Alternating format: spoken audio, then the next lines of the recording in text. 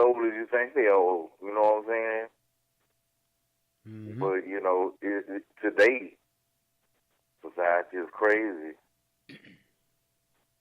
It's different, man. It's very different. And speaking of today's society, man, you know, since you've been a DJ for years and stuff like that, what's your opinion on the music of nowadays? It says how you seen it evolve. What's your opinion on today's music that a lot of we talking about our community now that a lot of our community listens to? What do you think? What do you think about the music, man?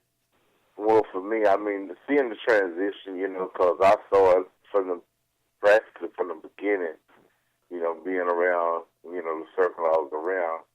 I saw from what it started out to, and I look at a lot of the things that some of the kids are doing now, you know, doing whatever they can do to get attention. A lot of rappers these days are just attentionizers. They don't really have a focus on making music that has a purpose.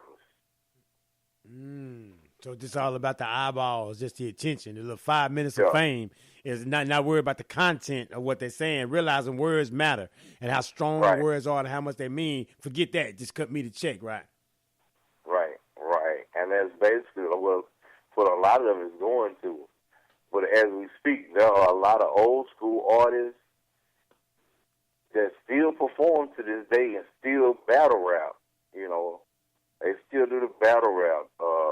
I know several cats that still, you know, completely active and are well over their 40s, 50s. You know, some cats in their 60s still holding it down. That's what's up. But the youth generation don't want to hear them unless they just get surprised. You know what I'm saying? Yeah, man. It's just that's. I mean, I wish there was like more of a coming together of it, man. Like appreciating the history of what hip hop was, really what it meant, what it was, you know, what it was supposed to be. Because I know I hear a lot of people say, you know, well, it's just telling a story, this, that, and the third. Yeah. But there's always a bad story. There's always a negative story. You know, that word, the N word, right? You know, out of all the words that came in style and went out, like people used to say whack, right? And people used to say, you know, solid and show enough and can you dig it? Not too many people use those words anymore, right? Because they are out of style. How come that word still stood the test of time? How can that word, why is that word still being used amongst a lot of the music that we listen to? So we're not going to see king and queen if all I'm hearing is N-word this and N-word that. That's my opinion. In my opinion. Right. And I'm warning myself because, you know, I talk to a lot of musicians that try to submit music to me, and knowing basically, I look at it like this: I'm nobody. You know what I'm saying? Never say that, brother. You are somebody. Well, this is the reason why I tell them that. I'm nobody, but I'm trying to help you be somebody. If you take the time out to edit your music before you package your music, you won't have a problem selling your music. But the FCC is so twisted now with what the language they let get away in some of these songs, what you see on TV, you know what I'm saying? It puts a question mark on what really can I say. You know, how far out can I go? And you get a lot of cats that really find themselves rapping about situations that they could never come across in life. You're true, bro. It's access and opportunity, man. Access and opportunity. Right. Both of those. I mean, I'm sorry, go ahead. I was going to say, that's definitely something that you have to have, you know, a lot of cats believe that just buying DJ equipment and having a few songs in your computer make you a DJ. An old man told me it's easy to DJ now, right? Like that, you just put on just a playlist and burn off. It's so easy because you know you can do so many different things with the computer. The computer was the worst enemy to the DJ because a computer will do anything you tell it to do. Yeah, you got to program it. You got to put everything in there, right? You got to put it all in there. So it's like, what do you? I think a lot of times, I said this the other day, man. I think once we start downloading, I guess getting rid of the clean our I guess our mental hard drive, right? Once we clean our mental hard drive or some of this stuff, man, we can start uploading some of this positive stuff, some of this good information. And I know it has to have the healthy balance in life of some good and some bad, if you will. But I'm simply saying, though, man, if that we just start getting some of those things out the way and then start putting, imagine that we put the word brother or king or queen instead of the N word there. Imagine how we start seeing one another, right? Imagine what we would see when we walk away. We wouldn't just see no B. We wouldn't just see no hoe. We wouldn't just see no nigga. You dig what I'm saying? We would actually see, you know, some other things. Cause that's what we saying out loud. Reason why this movie, what is this, Marvel movie, Panther, right? That's coming out or whatever. So everybody's on that because, you know, all black cast and things of that nature and all that. And so, yeah, that's cool and that's whatever. But to me, we need more than that. Okay? Now, all that is in the movie. How can we do that every day? Can we be there with each other every day? Because, again, we talk about the hell, okay, even with the rap music, right? They talk about the story and how bad the streets are and how negative it is and how it is with police and this, that, and the third and all those things, which is cool, okay? So because it is that way and it's all that negativity going around, when you see your brother and your sister, why we not talking about solutions? Why we not talking about community development?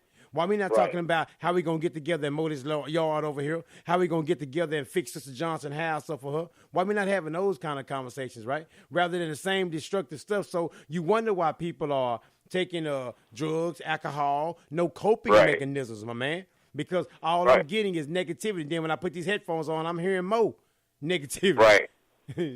So when you unplug? That's what we need.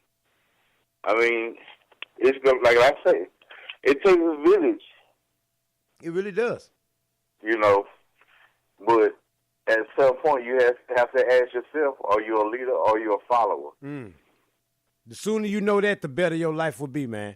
You really, really know your position. Because a lot of people, man, are leaders and they're stuck in some following positions. And a lot of people are followers. But unfortunately, they have leadership roles. Yeah. And that's one of the main things, because you look at things for the way they are now.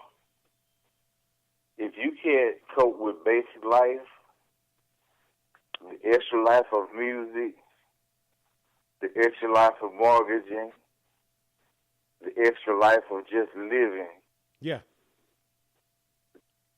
pounces on you every day. Every day.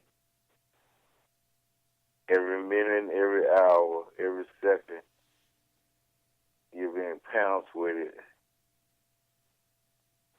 But if you believe and keep your strength, faith in He is who is Almighty, brother, you can DJ 175 years, and it's still gonna be somebody know who you was. If you just played 10 years, if you just did 5, if you did 5 good years, you met enough people in 5 good years. Now just think, I've been doing this for 30 plus years. 30 plus years, man. That's a retirement plan, man. 30 plus years, brother. I mean, you really gotta love what you do. To do it that long, to be at it that long, and you talk about the ebbs and flows of a DJ and a musical career. So you gotta love this stuff, man. You gotta love this stuff, man, to keep going up and growing and doing it. Because sometimes, man, when the going get rough in certain things, we just back out and quit. Right. And you know what the funniest thing is? I tried to. You know, I thought maybe me leaving the club scene would take away from me having an entertainment slot of any type of any other, you know, other sort. You know, like, that's all I can do is clubs and parties. You know. I said to myself, he used to hate radio DJs. I said, yeah, I did, because I didn't understand them. I said, but to be in that environment now, after doing this here for 30 years, I would love to be there. Nobody nagging at you. You're in total control of what goes on. You know, so you're more relaxed.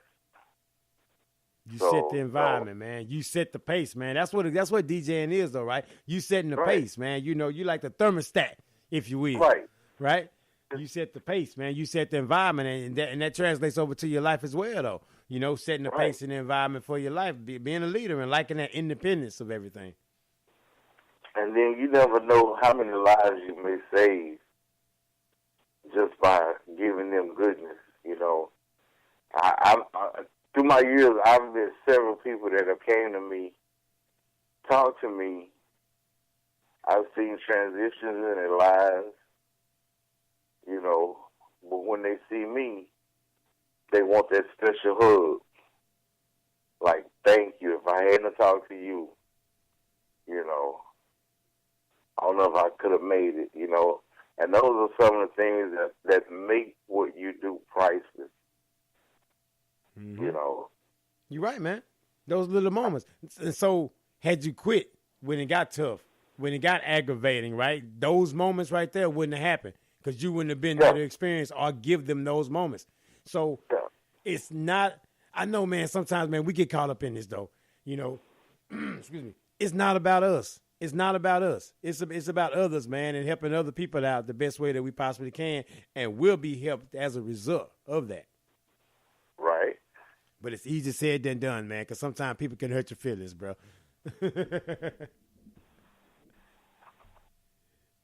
It is definitely easier said than done. Easier said than done for sure, man, for sure. We definitely need to, like I say, you know, I'm looking for the units where, I know you got a lot of things, a lot of plans you got put forth to Crockett. I want to help, you know. Yeah. My schedule is crazy, but I'm going to start trying to work toward doing some of the things to try to help, man. Anything I can do, just let me know. I got you. You know, because I definitely want to be, you know, I want to see the upbuild for, you know, I don't have any kids. But, you know, I love everybody, kids like they my own, and they treat me like an uncle. So, you know, I want to see them have something. You know, there's several projects there that should be, you know, we should, you know, definitely look into rebuilding and having for the youth there. Yes. So, you know. Some ideas, man.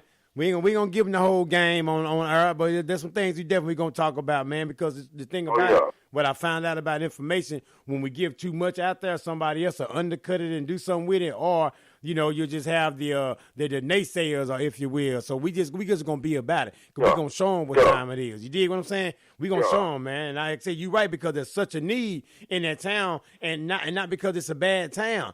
The thing about it, that there's so much of a need down there, man, and so it needs a new injection, if you will, of somebody with some great ideas, man. And then also these people need to listen to these ideas. Those in leadership, those that can't make the decisions, you know, say yeah and nay to different projects coming to the city. They need to listen to the needs of the areas, man. You know, because I'm seeing where the area in need is. And so, I mean, you know, I'm not going to talk about the elephant in the room, right? But so the thing about it, though, man, it needs to be done. Because once you do that, you don't have to be parked over there in your police car all the time worried about crime. These people got something to do. They got jobs. They got places to go. They got things to go do. They got places to go visit. They got areas. They got commerce going on over there. They ain't got to worry about these little kind of things. So that presence won't even be needed over there because they're busy about their business. Yeah, and that's the problem. Because they feel like we don't know how to hold business. That we're only subject to one plan. Yeah. Well, that's the narrow mind. The stereotypical and narrow mindedness, though, man, that happens. You know, it's the same. So it's like, you know, they have it, but it's okay though, because I'm not. We don't even need to ask people that have thought a certain way about us anyway to start thinking differently. What we have to do as a community, we have to start thinking differently about one another. We have to stop killing over blocks that we don't even own. We have to stop those things. So the accountability comes on us, because once accountability comes there, they will see, ain't no need to be over here. They ain't called us over here for a crime in months. What are we over here for? And now you policing your own neighborhood because you are your brothers and your sisters' keepers, as mentioned earlier. You see the sense